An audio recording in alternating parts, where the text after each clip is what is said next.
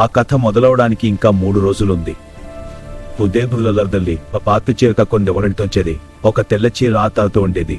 మనిషి అయి ఉంటట్టుంది.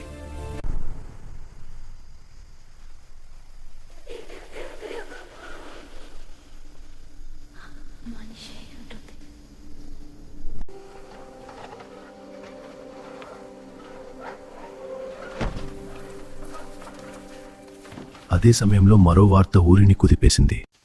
ధనవంతుల్ని పేదవాళ్ళు నమ్మడం అంత సులభం కాదు. ఆ మాట చంద్రానికి గుచ్చుకుంది.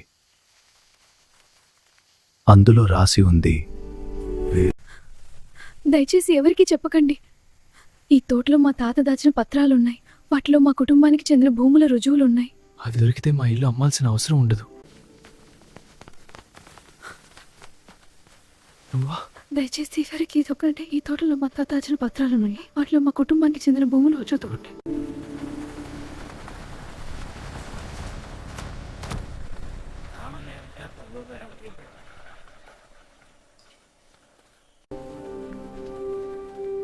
ఆ కథ మొదలవడానికి ఇంకా 3 రోజులుంది.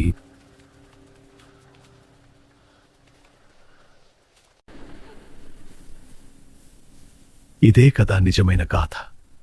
ఇదే కదా నిజమైన ప్రేమ. జయ హో.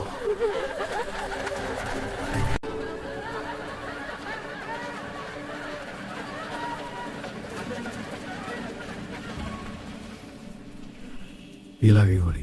ఈ గ్రామంలో గొడవ సృష్టించారు. పెళ్లి ఆపడానికి కోర్టు కేసు వేస్తామని బెదిరించారు. రామయ్య మన కలిసి గ్రామ సభ పెడదాం. చూడండి, ఇది గ్రామంలో అతిపెద్ద పెళ్లి. మగరైతలు మిస్టర్ సీత తాళం కట్టుకున్నారు. ఈ పెళ్లి జరగకూడదు. కోర్టుకు వెళ్తాం. మీ డబ్బు గొప్పతనం కాదు, నా కొడుకు మనసును గౌరవిస్తున్నాను. సరిగ్గా చెప్పారు విజయం. నా కొడుకు మనస్సు నెలగొస్తున్నా. చంద్రం, ఇంతకాలం మీరు మాట్లాడకపోవడం వల్లనే నేను మిమ్మల్ని అర్థం చేసుకోలేకపోయాను. బాబు, పొరుగింటి పుల్లకో రుచి అంటే పక్కింటి వస్తువే గొప్ప అనుకోవడం కాదు. నేను అందంగా ఉన్నావు నాకు కాదు, మనసు గొప్పది కాబట్టి ఇష్టపడ్డాను. కొన్ని రోజుల తర్వాత జమీందారు వెంకటేశం మళ్ళీ వచ్చాడు. ఈసారి పెళ్లి ముహూర్తంతో రామయ్య సీతమ్మనే నాకు సీత ఇష్టం. ఎదురింటి అమ్మాయి కాబట్టి ఇష్టమా? దూరంలో ఉంటే చూసేవనవా? చంద్రం జవాబు చెప్పలేకపోయాడు. నాన్న, ఈ పత్రాలు చూడండి. ఏంటిది? కోపంగా ఉన్నాను. నిజం బయటపడింది తండ్రి. రామయ్య కుటుంబానికి హక్కు దక్కింది. అయితే కాకరితో ముగియలేదు. జమీందారు వెంకటేశం వచ్చి మళ్ళీ ఏమిటి ఇక్కడ ఒంటరిగా? నీకోసమే ఎదురు చూస్తున్నా. రా, కలిసి వెళ్దాం.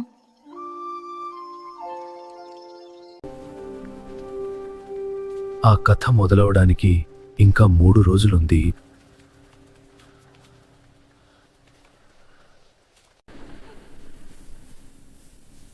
ఇదే కదా నిజమైన గాథ. ఇదే కదా నిజమైన ప్రేమ. జయ హో.